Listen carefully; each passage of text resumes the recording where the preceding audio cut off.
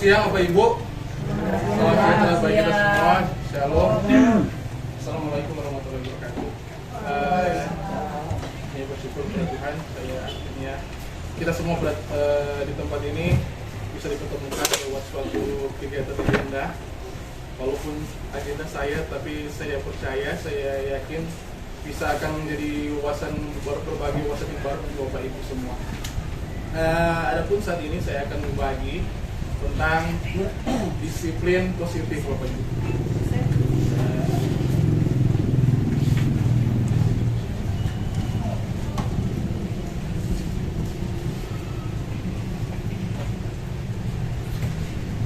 Sebelum kita mengawali materi saya saat ini, saya ingin memberikan suatu ilustrasi, suatu analogi untuk Bapak Ibu.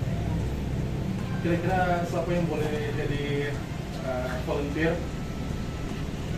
Ini ada suatu analogi. Saya butuh 2 orang. Siapa yang bisa berpartisipasi? Nah, Joani dan siapa yang boleh apa? Nah, Elbert, silakan. Masih berpasangan yang boleh tangan. Nah, Elbert pasangannya Cili.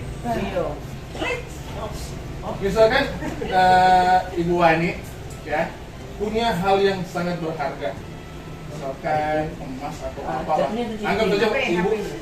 Nah, ini. Kemudian Ibu Wani sementara memegang suatu benda ini yang sangat berharga untuk Enci Wani. Oke? Kemudian Bapak Elbert, bagaimana cara supaya membuat Enci Wani bisa membuka dan bisa mendapatkan hal berharga dari Ibu Wani? Bagaimana cara? Rayu. Ini bagaimana supaya ini baru sekali untuk Ibu Wani. Jadi Bapak Elbert, bagaimana cara supaya bisa Rayu. Sebetulnya salapan. Oh, Pak, ini bagaimana sobat pun ini memang sangat berharga untuk Ibu Wani. Bagaimana? Rayu. Bagaimana cara Elbert? Boleh itu bawa di Pegadaian. Gardoi. Tantu mesti kasih begini malah. Bagaimana? Maaf say, karena ini barang berharga, jadi aku tidak akan berikan kepada bayar rayuan. Bisa tuh enggak? Ya enggak tahu lah, mesti enggak bisa. Ini kan barang berharga. Kalau Rayu pasti dapat. Rayu boleh. Barang berharga. Biar barang berharga pasti itu Rayu pasti dapat. Saya enggak tahu rayu. Makanya sengil terus. Baik kalau itu kita dirampas. Makanya sengil terus. Coba sekarang di posisi berbalik. Sekarang Elbert yang Ah. pegang hal yang sangat berharga, Pak Elbert yang pegang hal yang Rayu sangat berharga. Rayu. Kemudian Ibu Wani yang coba bagaimana supaya ini Ibu Wani boleh pegang. Kalau saya, karena ini sangat butuh, maka sebaiknya kita sama-sama boleh sayangku. Yang lucu dan Berikan toh. Ya.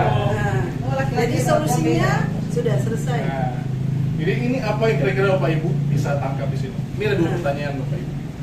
Bisa tangkap. Misalnya ini, A? apakah A? Ibu Wani yang A, Bapak Elbert yang B. Apakah Ibu Wani atau Bapak Elbert membuka kepalan tangan? Ya. Ya. Mengapa? Nah, kalau Ibu Wani yang atau Iya. alasan kenapa Ibu Wani membuka kepalan tangan? Oh, ini enggak. Bapak Elbert yang sempat pegang, kenapa sampai tak buka? Coba. Bapak Elbert bisa jawab kenapa sampai Ibu Ju? buka? Padahal Dirayu. Dirayu. dirayu. Sekarang jadi. Dipegang Kemudian yang tangannya. kedua. Jadi kan Ibu Wani ini anak toh. Iya. Alasan Ibu Wani kenapa enggak buka tuh genggaman itu? Karena barang itu sangat berharga bagi saya pribadi, sehingga saya tidak akan memberikan kepada siapapun. Kepada seorang orang kan? Iya. Oke. Ini seperti itu. Silakan dulu Bapak Ibu. Bayar masuk. Nah, ini ada satu pernyataan sesungguhnya. Siapa yang memegang kendali atau kontrol untuk membuka atau menutup kepala tangan? Siapa yang memegang kendali sebenarnya? Yang jualan Saya pribadi Nah, yang memegang loh. Yang ini. yang memegang. Jadi yang sebenarnya memegang kendali untuk membuka keaturgan itu tergantung dari orang yang paling senang. Nah ini akan masuk di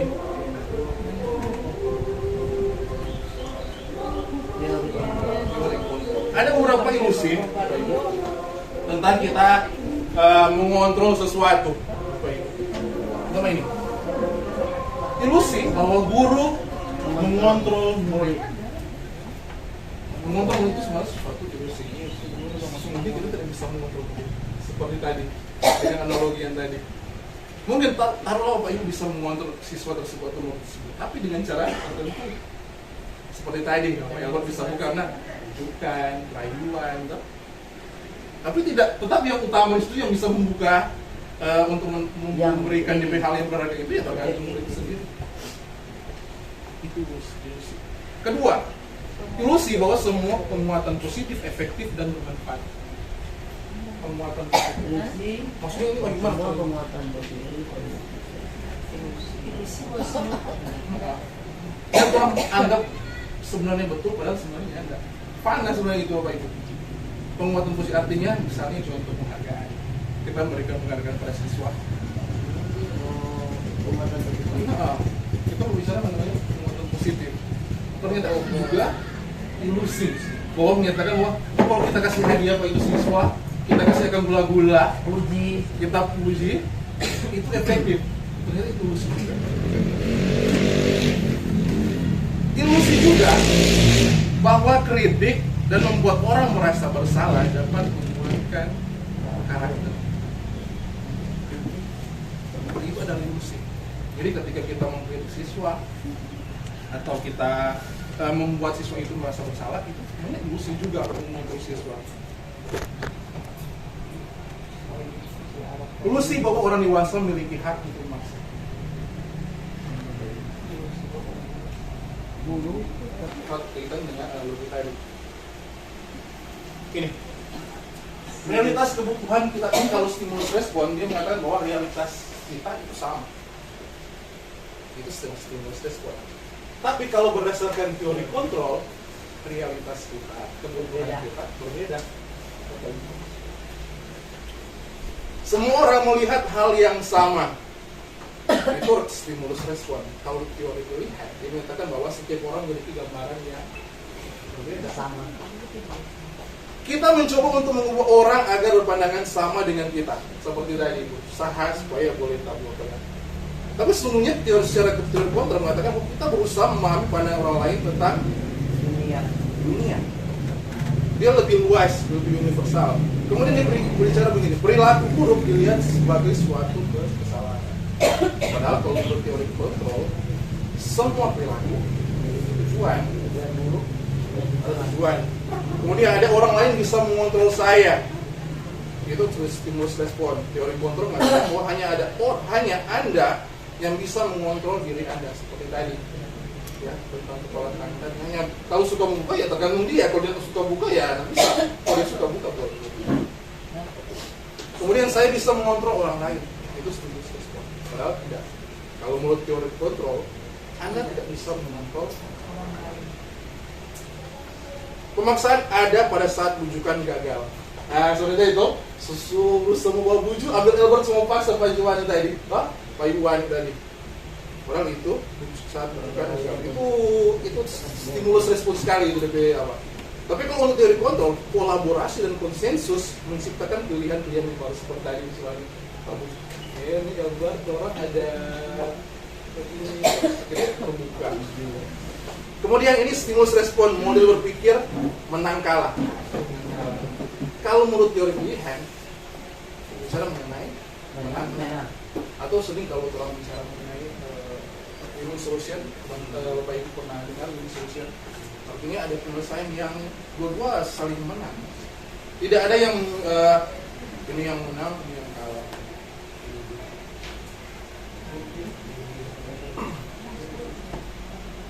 Disiplin. Apa makna dari disiplin? Oh ya, soalnya. Kira-kira apa ini disiplin, Bapak Ibu? Ada yang bisa jawab? Apa itu makna disiplin? Ada yang bisa jawab? Patuh pada aturan. Patuh pada aturan. Apa lagi? Apa yang saya jawab mungkin apa itu disiplin Bapak Ibu? Cuma Ibu Puan yang bisa berbagi pendapat ini tentang apa itu disiplin. Waktu ada disiplin, ada. Kita, aku sebenarnya sama-sama kan patuh terhadap aturan. Nah, menurut asalnya sebenarnya ini berasal dari bahasa Latin atau disiplina, artinya belajar. Di mana maknanya bahwa berkonotasi pada disiplin diri dari murid-murid Sokrates dan Plato. Ini dari asal muasal ini kata disiplin. Disiplin diri membuat orang menggali potensinya menuju sebuah tujuan apa yang dia lihat. Ini makna sebenarnya dari disiplin. Namun, dia kata namun di sini Bapak Ibu. Namun dalam budaya kita makna disiplin ini telah berubah, pergeseran makna Bapak Ibu menjadi sesuatu yang dilakukan seorang pada orang lain untuk mendapatkan kepatuhan. Kecenderungan umumnya ini menghubungkan kata disiplin dengan ketidaknyamanan, bukan dengan apa yang kita hargai atau pencapaian suatu tujuan. Sudah ada pergeseran makna. Kalau Bapak Ibu mencari tahu tentang disciples atau disiplin, kemudian ada juga misalnya istilah disciples itu berbicara tentang murid, belajar. Sebenarnya disiplin itu sebenarnya artinya belajar, bukan artinya seperti tadi kepatuhan terhadap suatu aturan. Disiplin itu makna asalnya sama kata disiplin ini Bapak Ibu. Nilai-nilai kebajikan. Nilai-nilai kebajikan. Kira-kira apa bisa Bapak Ibu sebutkan? Kira-kira nilai-nilai yang Bapak Ibu bisa yang tahu? Share nilai-nilai apa Bapak Ibu? Kira-kira yang paling tahu tentang nilai-nilai. Nilai-nilai apa yang Bapak Ibu pegang selama ini misalnya? Menghargai, menghormati, disiplin, patuh, kerjasama, gotong royong. Iya, itu nilai. Ada lagi yang lain mungkin Bapak Ibu? Sudah semua bertemu tadi. Itu mewakili Anda, mewakili Ibu Ani telah mewakili jawaban dari Kewajiban tersebut. nilai-nilai kewajiban universal. Ini nilai-nilai kewajiban ini berbicara mengenai sifat-sifat positif yang merupakan tujuan mulia yang ingin dicapai suatu individu. Setiap individu Punya prinsip, ya. Ini asali daripada manusia sendiri. Nilai-nilai tersebut bersifat universal, artinya dia tidak melihat lagi bahasanya, tidak melihat juga suku, agama, bangsa atau ras. Sama dari semua berbeda itu pasti menganggap itu pasti itu hal yang baik. Itu yang dinamakan dengan nilai-nilai kebajikan universal. Yang tidak memandang agama, bahasa, suku, bangsa, tapi anggap itu bahwa itu yang baik, nilai yang baik atau nilai kebajikan. Menurut Dr. William Glaser pada tentang doktor ini dia mengatakan bahwa setiap perilaku perbuatan memiliki tujuan. Itu yang sudah sempat saya bahas tadi. Jadi setiap perilaku seorang itu punya tujuan. Nah, mungkin ya enggak ada tujuan. Entah nanti orang bahas lebih sebentar. Dengan mengaitkan nilai-nilai yang ini seseorang, maka motivasi intrinsiknya akan terbangun sehingga menggerakkan motivasi diri dari dalam untuk dapat mencapai tujuan mulia yang diinginkan. Ini menurut Diana Bosen, ya, ini mengaitkan nilai-nilai kebajikan. Jadi ketika dia melakukan sesuatu, dia pasti akan mengaitkan nilai-nilai kebajikan dalam dirinya dalam melakukan sesuatu. Itu pasti. Walaupun ada juga dia nantinya nanti akan bahas, dia selain nilai-nilai kebajikan nanti dia kaitkan, dia akan kaitkan dengan hal yang lain, nanti kita akan bahas. Mari kita lihat saja.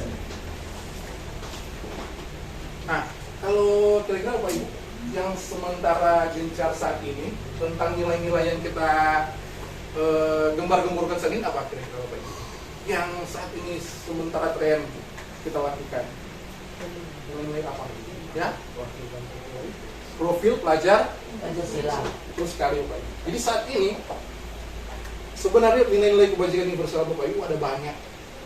Tapi saat ini kalau kita lebih condong untuk ada banyak, tapi saya fokus saja di sini. Kalau kita membahas satu, sebenarnya dari materi ada, tapi kalau membahas satu panjang. Tapi kita fokus saja di sini. Profil pelajar Pancasila. Ini nilai-nilai kebajikan yang diberikan atau lewat Kementerian Pendidikan dan Kebudayaan, Riset dan Teknologi, lewat kurikulum Merdeka. Ini profil pelajar Pancasila.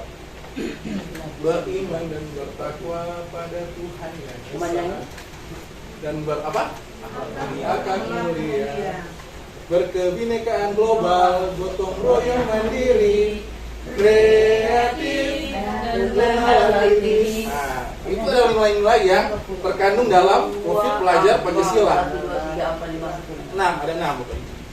Ini keluar atau muncul sebenarnya dari nilai-nilai kebajikan universal tadi. Kemudian dirangkumkan dalam 6 nilai utama yang mewakili profil pelajar Pancasila. Ini yang ingin kita tunjukkan atau kita ingin munculkan lewat siswa kita, Bapak. Motivasi perilaku manusia. Nah, ini motivasi perilaku manusia. Kok ada? Ini bukan hanya berlaku pada siswa, tapi berlaku juga untuk kita semua. Motivasi kita terbagi menjadi 2. Motivasi eksternal, internal. dan maksudnya eksternal internal itu Jawa. Iya. Apa itu eksternal, Bapak Ibu? Motivasi dari Luar. Kalau internal berarti Dalam. motivasi dari dalam. Ini terbuat dari 2 motivasi yang berbeda. Jadi nanti akan ada hubungannya nanti dengan seperti yang saya katakan, setiap perbuatan manusia itu punya tujuan. Pertama, untuk motivasi eksternal, dia ingin menghindari ketidaknyamanan, ya, atau hukuman. Itu motivasi setiap orang. Atau ada yang suka atas sudah hukum? Ada? Nggak ada kok. Elon. Kecuali Elo. Ada suka mudah hukum, Bapak Ibu. Sesungguhnya ada motivasi dari luar untuk menghindari ketidaknyamanan atau hukuman. Kedua, untuk mendapatkan penghargaan atau imbalan seperti yang saya katakan tadi. Ujian. Ya. Ujian, imbalan atau penghargaan, pujian dari seseorang. Itu yang memotivasi secara eksternal untuk orang berbuat sesuatu. Itu berlaku untuk siswa kita. Justru itu kalau gampang kan anak-anak kalau orang apa saja dia hukum atau telah memberikan pujian, itu yang jadi pilihan orang, Bapak Ibu, sebagai 2 pilihan, karena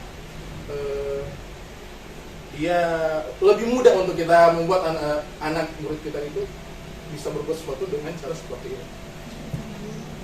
Tetapi ada motivasi internal, untuk menjadi orang yang mereka inginkan dan menghargai diri sendiri dengan nilai-nilai yang mereka percayai. Artinya kalau terkait untuk nilai-nilai yang kalau contoh seperti tadi, nilai-nilai profil pada Pancasila, kalau itu dalam sanubari anak murid kita, akan sangat mudah kita lupa itu membuat anak itu bisa berperilaku secara positif, karena ini motivasi dari internal, bukan dari eksternal lagi. Dan itu yang akan kita berusaha untuk buat untuk anak didik kita, Bapak Ibu, nantinya. Ibu, kita lanjutkan yang kemarin, karena hubungan dengan kendala teknis tidak terdokumentasi sisa presentasi kemarin, tapi tidak mengapa, kita akan lanjutkan saja. Jadi kita mulai terpotong dari slide ini. Ini tentang bagaimana motivasi perilaku manusia. Ini ada 2 faktor, Bapak Ibu, yang menentukan motivasi manusia, yaitu motivasi eksternal dan motivasi internal. Nah, motivasi eksternal ini, pertama, manusia itu condong untuk menghindari ketidaknyamanan atau hukuman. Ini pertama, untuk eksternal, karena contohnya siswa kan, kalau dia melakukan sesuatu kok sudah kita ancam dengan hukuman, pasti mereka akan melakukan untuk apa yang kita perintahkan, ya, akan condong untuk melakukan, karena karena dia punya motivasi untuk menghindari ketidaknyamanan atau hukuman, Bapak Ibu. Nah, kedua, apa yang membuat manusia atau siswa atau murid itu bisa melakukan sesuatu? Itu tentang penghargaan. Ya, penghargaan atau memberikan suatu reward pada siswa, imbalan ya, ujian pada siswa atau pada siswa, sehingga dia pun atau dia akan melaksanakan perintah tersebut karena dia sudah dipuji. Karena sesungguhnya kan salah satu yaitu pujian, imbalan atau penghargaan. Dan yang ketiga, yang berikutnya itu motivasi internal. Ya. Bicara mengenai motivasi atau bagaimana mereka menjadi orang yang dalam tanda kutip rupa termotivasi dengan sendirinya, otomatis, karena nilai-nilainya sudah terpatri dalam sanubari mereka, ya, nilai-nilai kebajikan universal tersebut yang telah kita bahas sebelumnya, nilai-nilai yang setelah mereka yakin dan pelajari dan tersimpan dalam sanubari mereka. Kemudian ada istilah yang namanya manusia merdeka, Bapak Ibu. Nah, ini berlatar belakang atau kita bertolak dari statement daripada Bapak pendidikan kita, yaitu Bapak Ki Hajar Dewantara. Dia mengatakan bahwa merdeka itu bukan hanya terlepas dari perintah dari seorang, ya, bukan hanya sekedar terlepas dari perintah atau kekuasaan dari seorang, tapi bagaimana dia dapat memotivasi dirinya untuk melakukan sesuatu tanpa disuruh, tanpa diperintah. Itu adalah istilahnya merdeka, Bapak Ibu. Merdeka itu artinya tidak hanya terlepas dari perintah, tapi tetapi juga cakap buat pemerintah tersebut yang akan sangat berhubung sekali dengan apa yang namanya kemarin kita sudah bahas, disiplin, Bapak Ibu.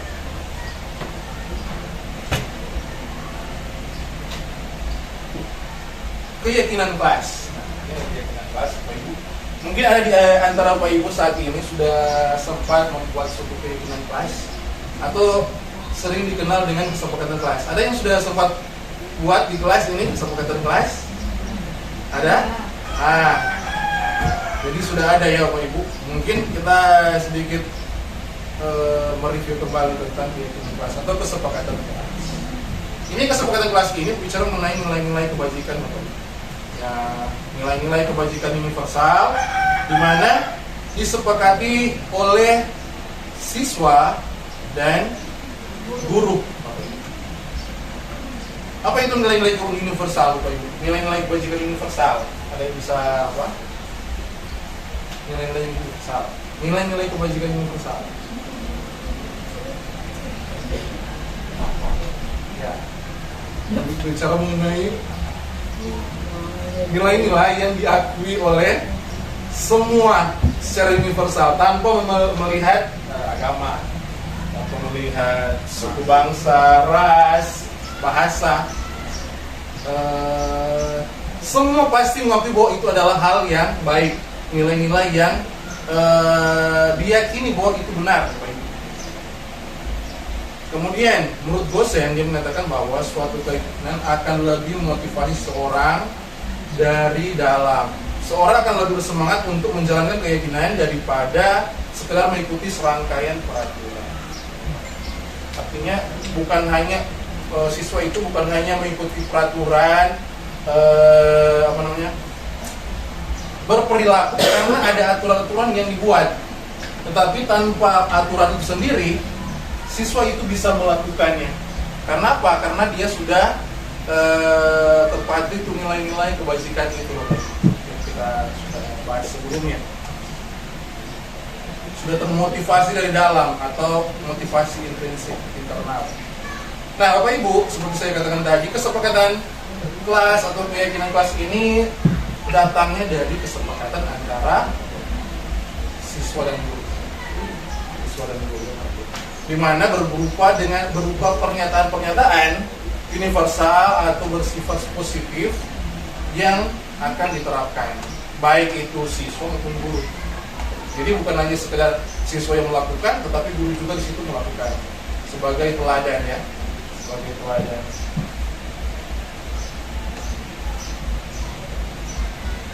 Nah, Bapak Ibu, di antara kedua kesepakatan ini kita lihat ada dua, ada yang sebelah kanan Bapak Ibu, ada yang sebelah kiri Bapak Ibu.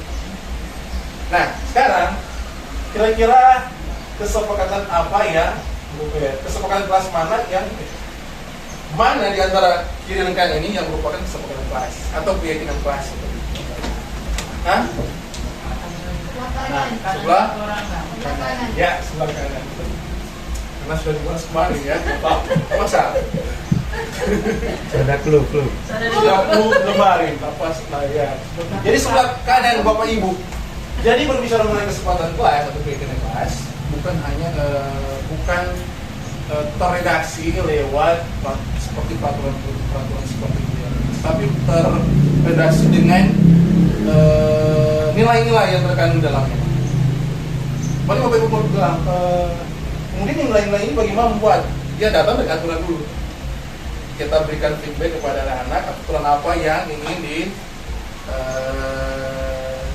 pertama, bayangkan bagaimana siswa membayangkan kelas seperti apa yang mereka inginkan.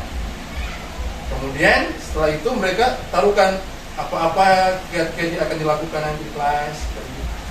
Setelah itu terpati kan ada aturan-aturan seperti ini, datang tepat waktu misalnya, aktif dalam kelas ya, menjaga kebersihan dan sebagainya. Kemudian akan terpati nantinya kita lihat dari sekian banyak aturan-aturan itu, mungkin ada beberapa aturan yang memiliki nilai yang sama, nilai-nilai kebajikan yang sama, akan kita buat sehingga terredaksi seperti ini. Kami guru dan murid saling menyayangi. Kami murid yang bersemangat, yang semangat belajar, ya. Kami murid peduli dengan teman-teman, ya. Itu peduli, teman-teman sudah saling menyayangi, semangat dan peduli. Gitu, ya. Kemudian Bapak Ibu, ini ada beberapa peraturan seperti saya katakan tadi, ada aturan ya, peraturan di kelas. Ini memang peraturan jelas ya. Ini selalu kembalikan buku ke tempatnya. Ini sudah terjadi kemarin, kan Bapak Ibu? Iya. Sudah terjadi kemarin. Jadi ini ya, seperti selalu kembalikan buku ke tempatnya. Ini keyakinan kelas ini itu bertanggung jawab.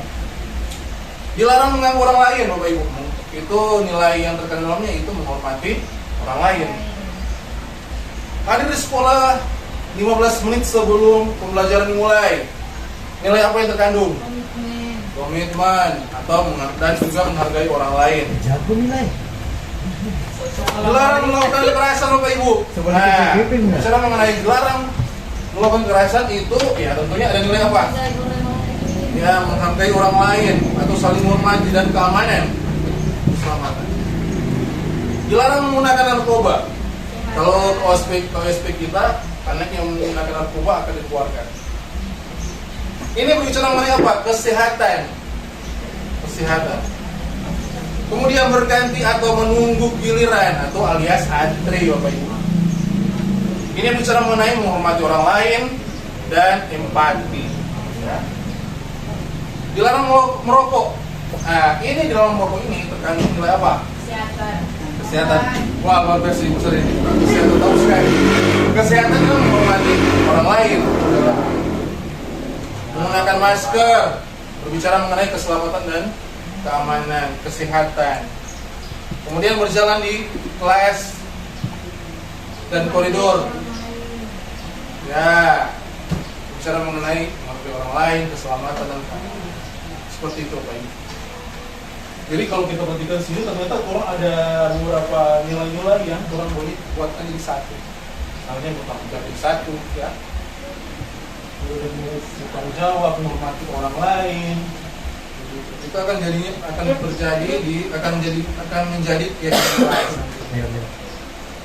Nilai dari berapa? Kemudian ada kebutuhan dasar manusia, Bapak Ibu. Kebutuhan dasar manusia sering dikenal juga dengan kalau kemarin sudah sempat bahas bahwa kebutuhan manusia ada yang menjawab kebutuhan primer, kebutuhan sekunder, dan kebutuhan tersier. Nah, kalau menurut sebelum kita lebih lanjut, ada pernyataan dari Bapak Pendidikan kita mengatakan begini, Bapak Ibu. Kita ambil contoh perbandingan dengan hidup tumbuh-tumbuhan seorang petani, di mana petani ini pada hakikatnya berbicara mengenai kita sebagai pendidik, Bapak Ibu. Dan padi itu merupakan murid kita. Di mana kalau kita maknai penggambaran ini, kalau petani, Pak Ibu, untuk menumbuhkan padi, dia tidak bisa otomatis langsung bilang, oh jadikan dia tumbuh. Pasti dia akan buat kiat-kiat, misalnya menjaga kondisi tanah, misalnya menyiramnya seperti apa ya. Kalau padi perlu menyiram, perairannya bagus, ya, membasmi ulat-ulat, hama yang ada, jamur, dan sehingga padi itu, Bapak Ibu, bisa bertumbuh dengan baik dan mendapatkan hasil juga yang baik pula, Bapak Ibu.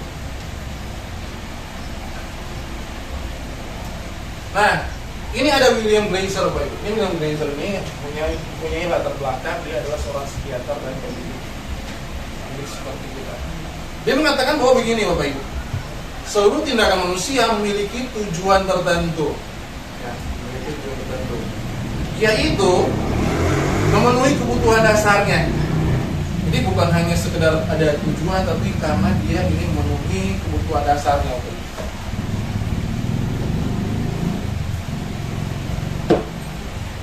Kebutuhan dasar manusia ada 5. Ada 5, Bapak Ibu. 1 berbicara mengenai kebutuhan fisiologis, ya, fisiologis. Yang 4 sisanya itu bicara kebutuhan psikologis seseorang. Pertama, bertahan hidup, ya, bertahan hidup, atau ini merupakan faktor fisiologis, Bapak Ibu. Misalnya berbicara mengenai makanan, kesehatan, ya, rumah, itu adalah kebutuhan fisiologis, Bapak Ibu, atau sering distilahkan dengan bertahan hidup, survival. Itu yang sudah sempat Bapak Ibu sampaikan pada kemarin hari tentang kebutuhan primer, sekunder, dan tersier. Itu bernaung dalam kebutuhan dasar fisiologis, Bapak Ibu, atau di sini distelahkan dengan bertahan hidup atau survival.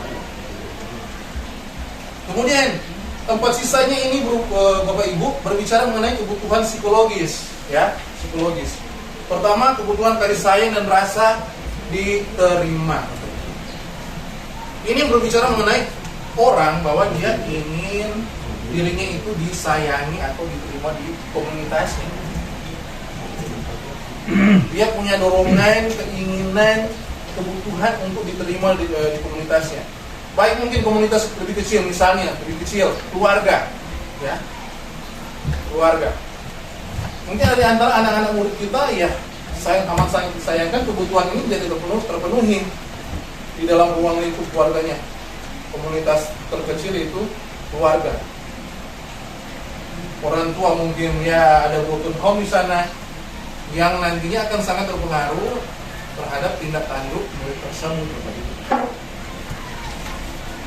Kita lanjut dengan kebutuhan berikut, yaitu kebutuhan penguasaan. Ini berbicara mengenai kekuatan untuk mencapai keterampilan tertentu, prestasi tertentu, yang nantinya akan timbul rasa penguasaan,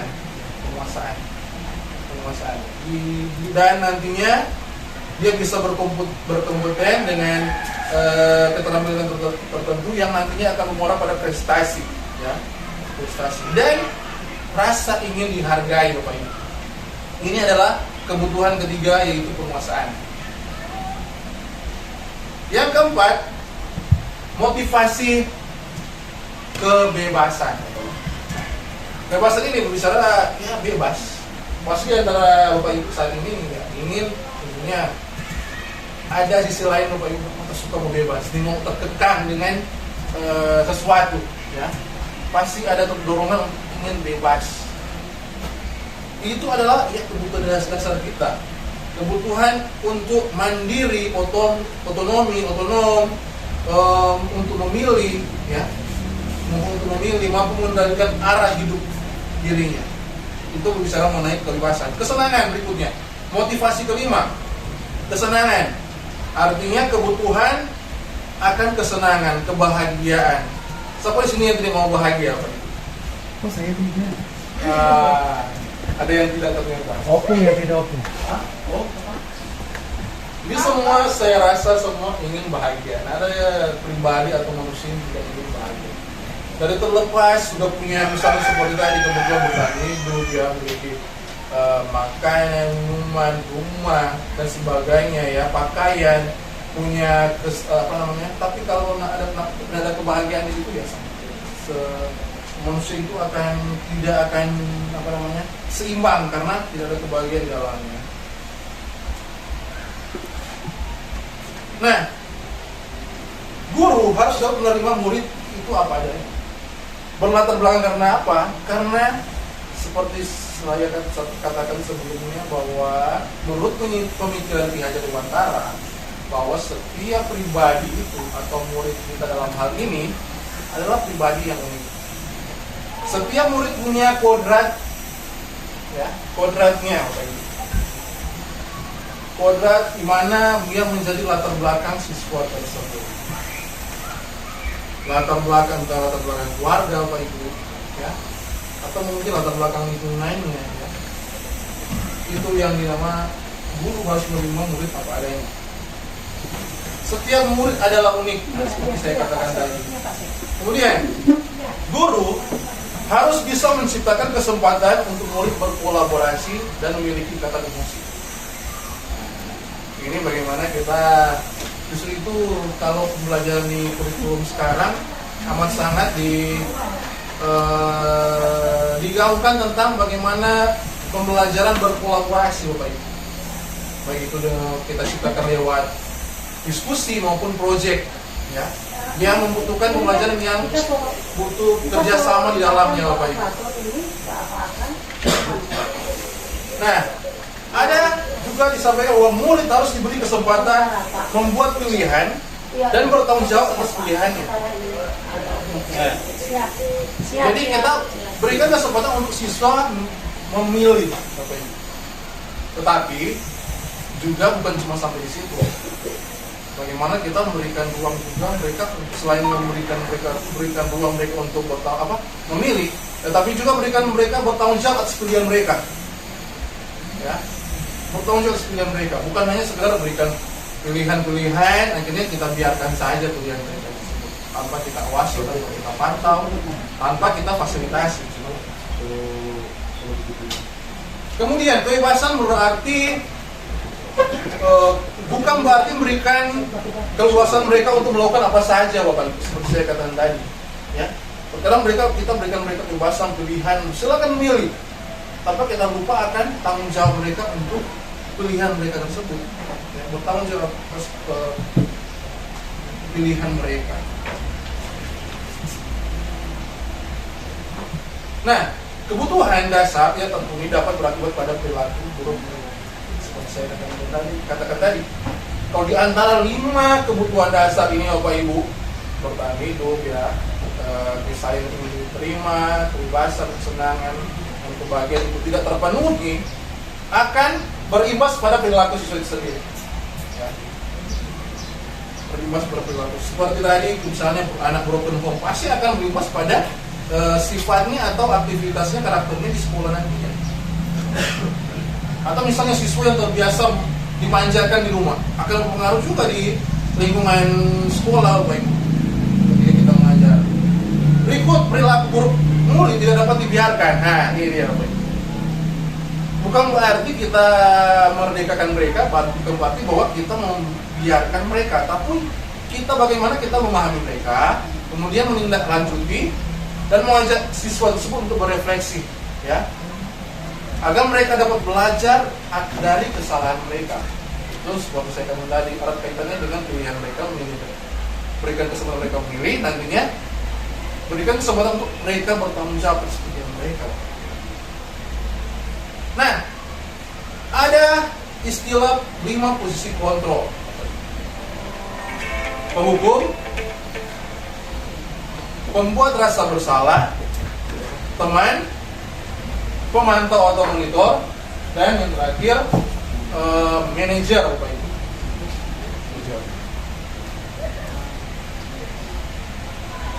Penghukum, ciri-cirinya itu menghardik, menunjuk, ya, berkaca pinggang atau berpinggang begini, Pak Ibu, membentak, atau dan juga berikan hukuman, baik hukuman fisik maupun hukuman verbal. Itu ciri-ciri posisi kontrol penghukum, Bapak Ibu. Kemudian ada dampak posisi penghukum, yaitu murid menjadi pendendam, kedua murid tersebut tentunya tidak menyukai guru tersebut, ya, akan condong menghindari mata pelajaran yang diampu oleh guru tersebut. Kemudian yang kedua, posisi kontrol pembuat merasa bersalah, ya. Ini ada ciri-cirinya, yaitu suara cenderung lembut, tenang, namun kata-katanya menusuk, ya, menusuk menyalahkan siswa. Ya. Walaupun lembut, tak membentak-bentak, tapi sangat kena di hati. Ya. Guru akan menyatakan hal yang merasa kesalahan ada pada murid dan membuat guru menderita.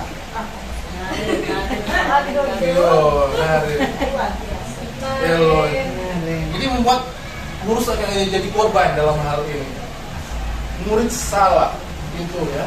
Dampaknya nanti apa? Dampak kepada identitas yang gagal. Artinya murid itu merasa ya dia gagal atau bersalah. Kemudian kedua, dia akan menjadi rendah diri dan menarik diri dari lingkungannya. Itu efek daripada membuat posisi kontrol pembuat merasa bersalah. Kemudian ada posisi berikutnya, yaitu teman. Nah, ini bicara suaranya cenderung ramah, bahkan bersenda gurau, Pak Ibu, menghangatkan suasana hubungannya dengan siswa tersebut. Dampaknya apa? Murid akan tergantung kepada satu orang atau guru tersebut. Ada DP efek, dan memang bagus sih, tapi dia akan ketergantungan terhadap guru tersebut. Karena sudah biasa mungkinnya dia dapatkan kasih sayang itu di situ, guru lain dia dapatkan kasih sayang, jadi dia bertuju kepada guru tersebut, seperti Tuhan Subhasa di tentang dasar manusia. Kemudian murid itu tidak mandiri karena telah biasa, karena ke posisi teman itu kan biasanya memanjakan siswa. Jadi dia akan cenderung tidak mandiri dan tidak bisa berpikir untuk dirinya sendiri. Kemudian posisi berikutnya yaitu pemantau atau monitor. Nah, ini condong suaranya itu datar, tenang, ya, Bapak Ibu. Nak bersenda gurau, stay cool, yang di bawahnya seorang guru, kalau ada istilah di bawah seorang guru. Terciptanya identitas diri yang positif atau berhasil, dan senantiasa memantau sesuatu tersebut. Itu berbicara mengenai posisi pemantau. Efeknya nanti atau dampaknya, murid akan menghitung konsekuensi dan hadiah tanpa memahami sepenuhnya nilai kebajikan yang dituju, dan dia sepenuhnya mandiri, ya. Dia agak lebih bagus dari yang posisi teman, tapi belum sepenuhnya mandiri, karena guru tidak mendorong nilai-nilai kebajikan dalam dirinya atau menimbulkan motivasi intrinsik yang kita sempat bahas tadi. Kemudian ada posisi manajer, Bapak Ibu. Di sini ciri-cirinya adalah suaranya netral, tidak emosional, tidak terlalu ramah juga, dan dia bernada tinggi, Bapak Ibu. Pertama, siswa itu tersimpan identitas positif atau berhasil. Kemudian tulus mengajukan pertanyaan yang bermakna agar membuka pikiran murid. Ya. Bagaimana kita mengarahkan pikiran murid lewat statement kita, dan membimbing murid untuk menyelesaikan masalah secara mandiri. Ya, kita mengarahkan. Dampaknya nantinya murid akan mandiri, kemudian lebih percaya diri dan dapat menyelesaikan masalah. Dan ini adalah posisi ideal. Posisi ideal.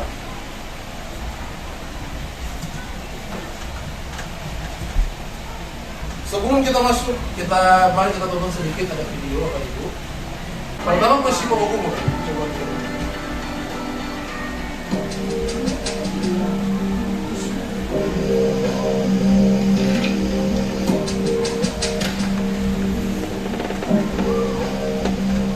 Naren, sini kamu. Selamat pagi, Bu. Selalu terlambat. Gila banget sih. Kamu deh, pasti terlambat. Maaf, Bu. Saya Apa? Apa coba? Alasan kamu apa lagi? Kapan sih kamu tidak terlambat? Malas sekali ya kamu jadi anak. saya Dasar pemalas. Berangkat. Kapok sih kamu. Sudah berapa kali terlambat? Sana, kamu keliling lapangan basket 2 kali. kenapa saya harus ke lapangan basket, Bu? Kenapa? Kamu lawan ibu. Berani-beraninya jawab. Sudah terlambat, masih berani jawab pula. Sekarang keliling lapangan basket 5 kali sekalian. Biar kapok. Cepat. Pergi sana ke lapangan basket. Ayo, kita lanjut dengan contoh posisi pembuat merasa bersalah.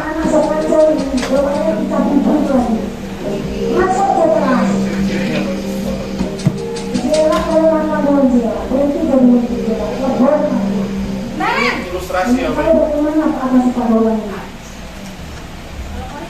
Selamat pagi, Bu. Naren, kamu kenapa terlambat lagi, nak? Ya Tuhan, Naren, kamu senang ya bikin ibu susah ya? Kalau kamu terlambat lagi, nanti ibu yang ditegur bapak kepala sekolah, nak. Bisa kepribadian ibu tidak bisa ganda. membina kamu. Ayo. Duh, Jadi gue gimana kepribadian ini? ganda. Maaf, Bu. Duh, Gusti Naren, kamu suka ya kalau ibu ditegur bapak kepala sekolah? Terus, sekarang ibu harus tulis apa ini di buku absen? Ini kamu sudah sering terlambat loh. Ibu harus apa coba? Maaf, Bu. Maaf sekali. Ya sudah, lain kali jangan bikin ibu susah lagi ya nak ya. Ibu tidak akan kuat lagi kalau kamu begini terus. Bisa jantungan kalau ibu tegur bapak kepala sekolah. Sana cepat ke kelas. Maaf ya, Bu. Maaf sekali. Posisi akan Kemudian posisi depan Bapak Ibu. Ini ilustrasi posisi depan.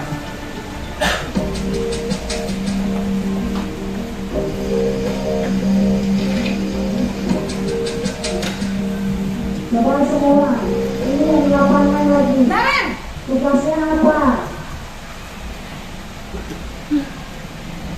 Selamat pagi, Bu. wah sudah jam berapa ini nak? Terlambat lagi ya sayang. Iya, Bu. Habis ibu saya lupa bawa kas saya, Bu. Kamu malah menyalahkan ibu kamu. Kamu bukannya anak yang larinya paling kencang. Kok terlambat sih? Iya, Bu. Saya memang terlambat bangun tadi. Jadi Jadi biarpun saya lari kencang, tetap gak kekejar, Bu. Ya sudah sana. Nanti lain kali larinya lebih kencang lagi ya. Biar gak terlambat lagi. Bikin seneng ibu. Demi ibu. Bisa kan? Bisa lah, Bu. Ya sudah sana masuk kelas. Ibu beresin urusan absen kamu. Kamu ini ada-ada saja. dalam posisi teman tunggu dulu. Dan ada posisi Murid pemantau Bapak Ibu, monitor.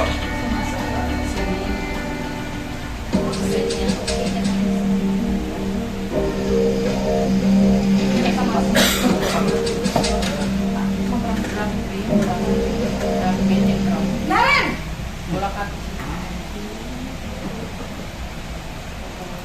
Selamat pagi, Bu. Naren, apa peraturan sekolah kita tentang jam berapa kita harus masuk sekolah, nak? Kita harus di sekolah jam 7, Bu. Iya, betul. Sekarang sudah jam 7.20. Naren sudah tahu konsekuensinya jika terlambat hadir. Paham, Bu. Saya harus tinggal kelas pas jam istirahat selama 20 menit. Iya, benar. Konsekuensinya demikian. Jadi nanti jam 9.30 pas istirahat, kamu harus tinggal di kelas, kerjakan tugas tambahan untuk ketertinggalan kamu, ya? Baik, Bu. Nah, kita lanjut lagi posisi meja. Posisi meja.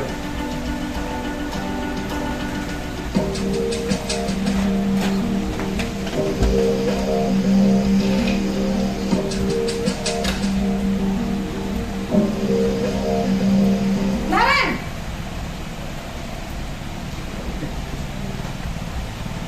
Selamat pagi, Bu. Selamat pagi, Naren. Maaf, Bu. Saya terlambat. Iya, sekolah masuknya jam 7, sekarang sudah jam 7.20. Jadi sekarang bagaimana ini, Naren? Maaf, Bu. Saya lupa setel alarm saya semalam. Baiklah, menurut kamu, keyakinan sekolah yang mana yang perlu kamu tingkatkan? Menghargai diri sendiri dan orang lain mungkin ya, Bu. Setuju. Jadi, apakah Naren meyakini prinsip saling menghormati tersebut? Iya, Bu. Saya meyakininya. Apakah Naren bersedia memperbaiki masalah keterlambatan ini? Bersedia, Bu. Bagaimana kamu akan perbaiki masalah keterlambatan Bahagia sekali ini? punya siswa begini. Saya akan coba untuk tidak lupa menyetel alarm saya, Bu. Baik, kalau Naren lupa menyetel alarm di rumah, ada orang yang kira-kira bisa bantu mengingatkan tidak? Ada, Bu. Kakak saya, Kak Emma. Ada lagi selain Kak Emma? Selain Kak Emma, ada ibu saya. Baik, jadi yang mengingatkan Naren adalah Kak Emma dan ibu kamu, ya? Kira-kira akan mulai setel alarm kapan nih, Naren? Setelah pulang sekolah, akan segera saya lakukan. Baik, jadi Naren akan setel alarm untuk bangun besok pagi dan akan diingatkan oleh kakak dan ibunda Naren, ya? Ada lagi yang mungkin perlu dilakukan, Naren? Agar tidak terlambat bangun lagi. Tidak ada, Bu. Baik, Naren. Terima kasih untuk kerjasama kamu. Sekarang kamu perlu kembali ke kelas untuk belajar. Baik, Bu. Terima kasih.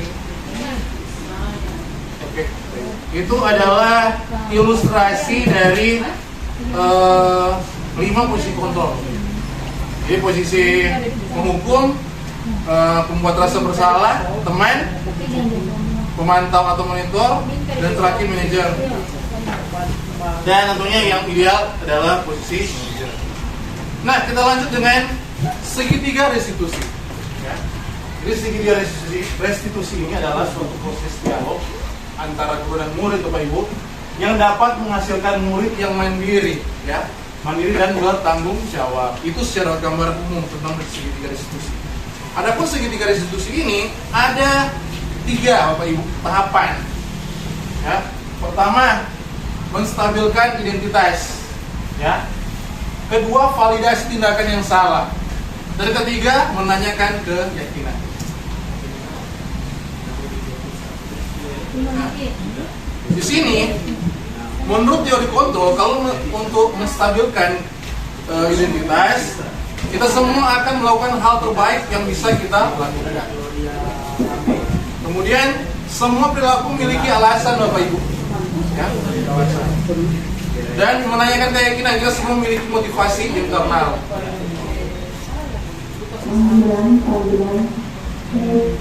Dan ini ada video ilustrasi juga. Ilustrasinya seperti ini kalau segitiga restitusi.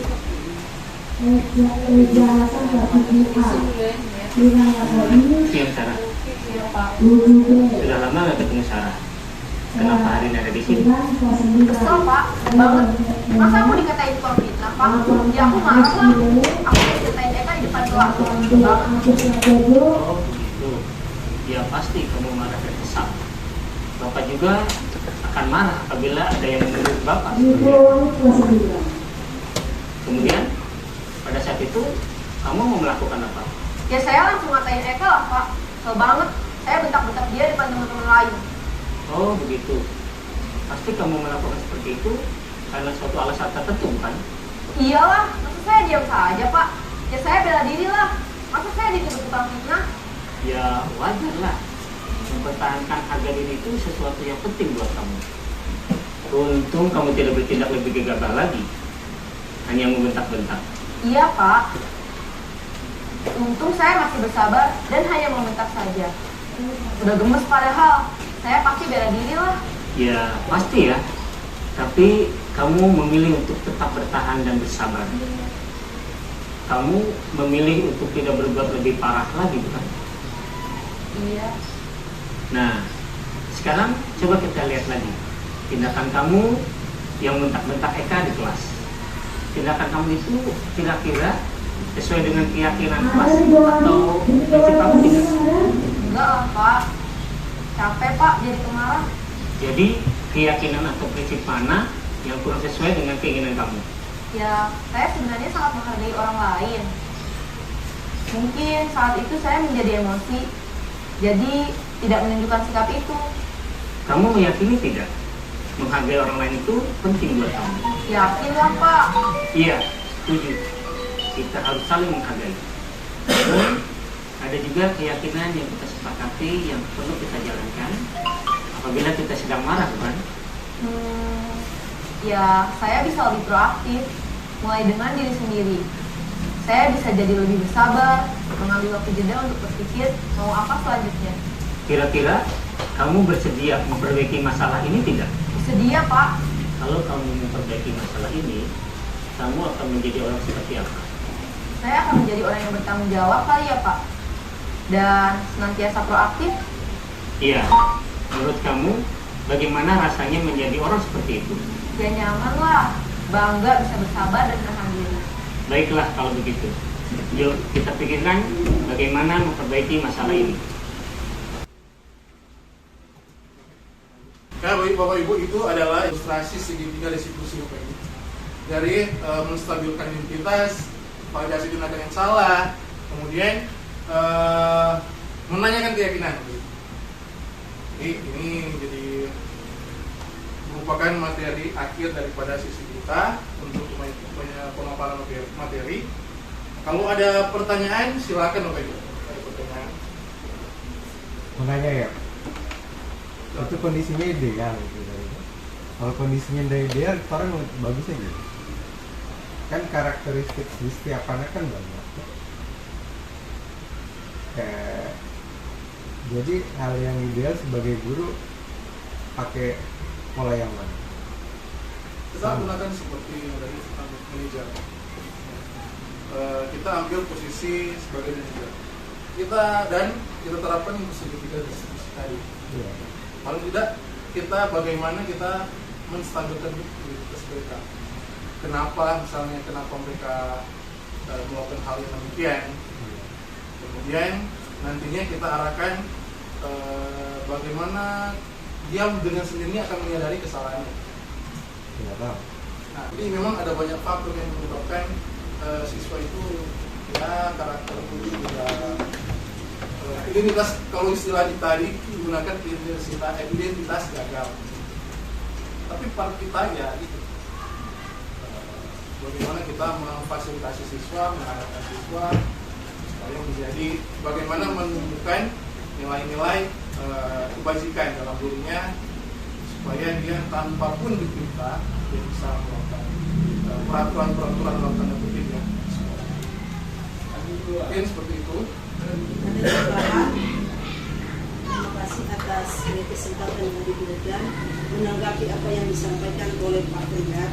Yang pertama kita juga, ini sekedar tambahan, kita juga pertama harus tahu tentang keadaan geografis di mana sekolah kita itu berada.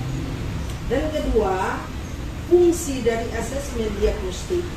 Di awal pertama itu memang pentingnya asesmen diagnostik dalam mereka belajar ini supaya sebelum kita lanjut untuk mendidik anak tersebut, kita sudah bisa tahu anak-anak ini seperti apa, keadaannya seperti apa dan bagaimana.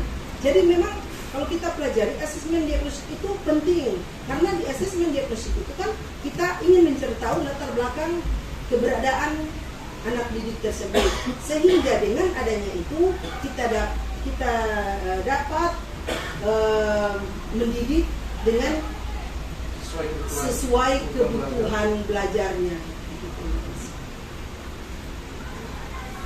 Justru itu memang di kurikulum sekarang Bapak Ibu digalakan itu asesmen diagnostik, baik itu secara kognitif,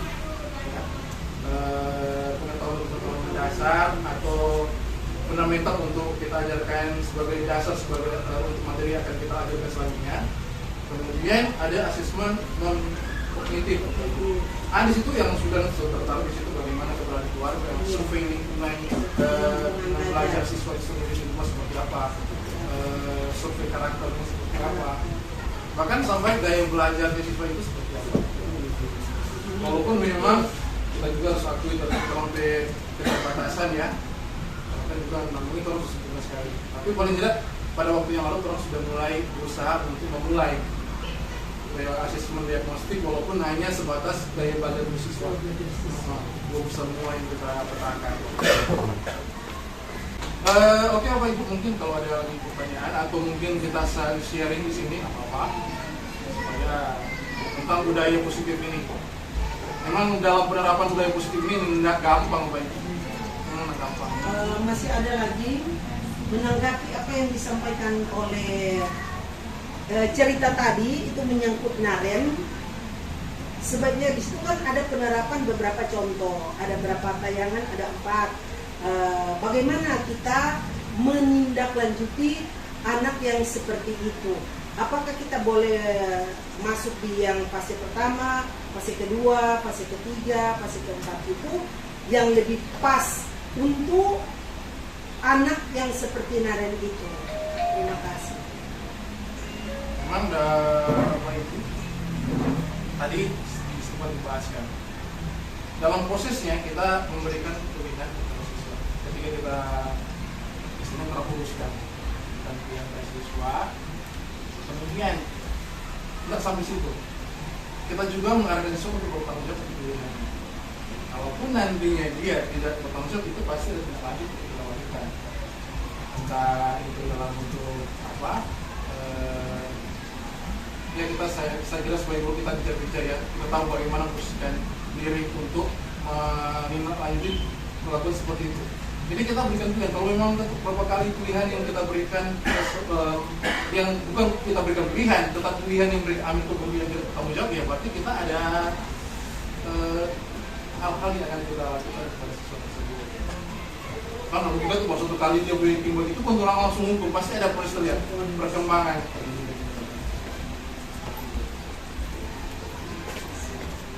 Ada mungkin lain kalau sudah tidak ada